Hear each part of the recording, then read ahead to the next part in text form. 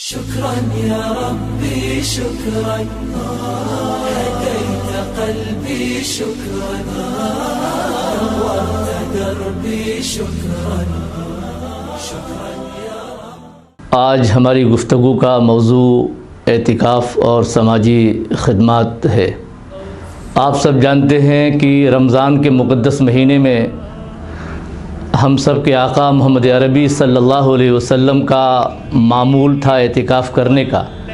آپ صلی اللہ علیہ وسلم نے حضرات صحابہ رضوان اللہ علیہ مجمعین کی ایسی تربیت فرمائی اور ان کے اندر عمل کا ایسا ذوق ابھارا کہ حضرات صحابہ بھی اعتکاف کے عادی تھے اور بڑی کثرت سے حضرات صحابہ کا معمول تھا کہ وہ رمضان میں اعتکاف کرتے تھے، کیونکہ اعتکاف قرب الہی کا اور روحانی ارتقاء کا ایک طاقتور ذریعہ ہے۔ اس کے ذریعے انسان اللہ کا تقرب حاصل کرتا ہے، اپنے دل کے زنگ کو دھوتا ہے اور دلوں کی تطہیر کرتا ہے، زمین کی پستیوں سے اٹھ کر وہ آسمان کی بلندیوں میں پرواز کرنے لگتا ہے۔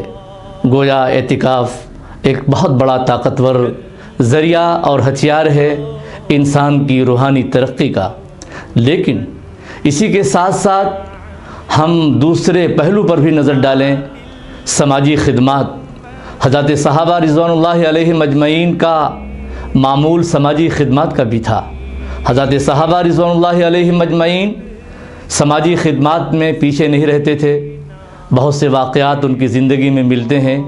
حضرت عبداللہ ابن عباس رضی اللہ عنہ کا بہت مشہور واقعہ ہے۔ ایک بار وہ اعتکاف میں تھے، لیکن ایسی سماجی اور ملی ضرورت پیش آئی، وہ اعتکاف توڑ کر باہر آئے اور انہوں نے مصیبت زدہ مسلمانوں کی ضرورت پوری کی، پھر انہوں نے اعتکاف کا قضا کیا۔ آج ہمارے سامنے بھی وہ تعلیمات اللہ کے رسول صلی اللہ علیہ وسلم کی ہونی چاہیے۔ سماجی خدمات میں آج ہم کہاں کھڑے ہوئے ہیں؟ ہم عبادت کے نام پر، دوسری اور چیزوں کے نام پر اپنے آپ کو ملی اور سماجی ذمہ داریوں سے بالکل الگ تھلگ کر لیتے ہیں۔ اسلام کی تعلیم ہرگز یہ نہیں ہے۔ اسلام ایک رخا پن نہیں رکھتا۔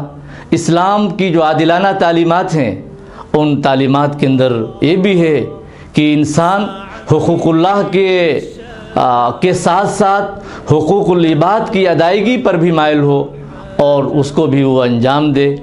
آج ہماری زندگی اعتکاف کے ساتھ عبادت کے اندر انہماک اور عبادت کے اندر اپنے آپ کو مصروف رکھنے اور ترقی کا ذریعہ سمجھنے کے تعلق سے ممکن ہے کہ بہت آگے ہو، لیکن سماجی اور ملی جو ضروریات ہیں، ان ضروریات کو بھی مد نظر رکھنا ہمارے لیے انتہائی ضروری اور ناگزیر ہے۔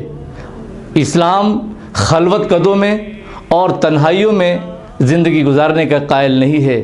ایک انسان عبادت کے نام پر، اعتکاف کے نام پر وہ ملی ذمہ داریوں سے بالکل عہدہ برا ہو کر اور اس سے گریز کرتے ہوئے عبادت میں لگ جائے، منہمک ہو جائے، اور دوسری طرف سماج کے اندر بیوائیں چیخ رہی ہوں، یتیم بلک رہے ہوں، ضرورت مند پریشان حال ہوں اور ظلم ڈھایا جا رہا ہو، مظلوم سسک رہے ہوں، ان کی آواز پر کوئی لبیک کہنے والا نہ ہو، ان کی کوئی فریاد کرنے والا نہ ہو۔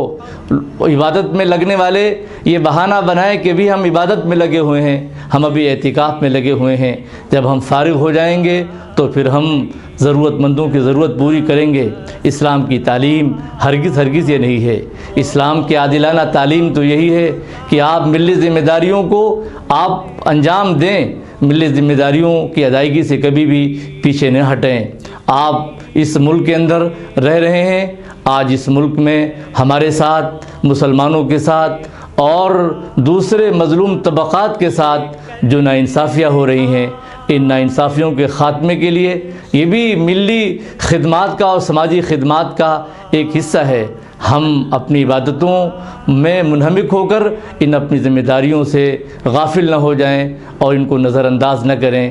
اگر ہم نے نظر انداز کیا، اگر ہم نے غفلت برتی، تو آپ یقین مانیے ایسی عبادت اور ایسا اعتکاف جس کے ذریعے ہمیں چاہتے ہیں کہ اللہ کا قرب حاصل ہو اللہ کی پاکیزہ جنت میں ہم داخل ہونے کا اپنے آپ کو حقدار بنائیں۔ اگر ہم ملی ذمہ داریوں سے، سماجی خدمات سے اپنے آپ کو الگ کر کے ہم عبادت میں منہمک رہیں گے تو شاید ہمارا یہ اعتکاف، ہماری یہ عبادت اللہ کی نظر میں قابل اعتبار نہیں ہوگی۔ ہم کو دونوں انجام دینا ہے۔ اگر ہم کر سکتے ہیں، ہم ضرورت مندوں کی ضرورت پوری کر سکتے ہیں، ہم یتیموں کی مدد کر سکتے ہیں، ہم بیواؤں کی فریاد سن سکتے ہیں، تو ہماری ذمہ داری بنتی ہے مذہبی اور اخلاقی اور سماجی کہ ہم میدان میں آئیں اور ہم ضرورت مندوں کے غموں میں شریک ہو کر ان کی ضرورت پوری کریں۔ یہی پیغام ہے اسلام میں اعتکاف جو ایک عبادت کی شکل میں ہے اس کا، اور اس کو ہم کو مد نظر رکھنا ہے، اس پر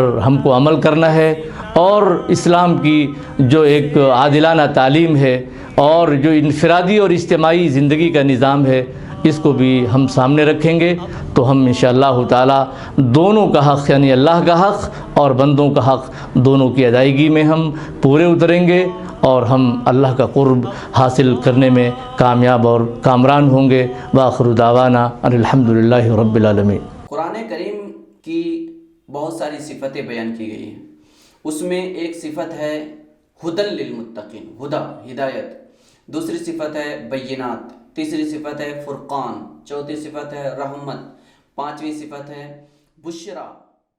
يا ربي شكرا هديت قلبي شكرا نورت دربي شكرا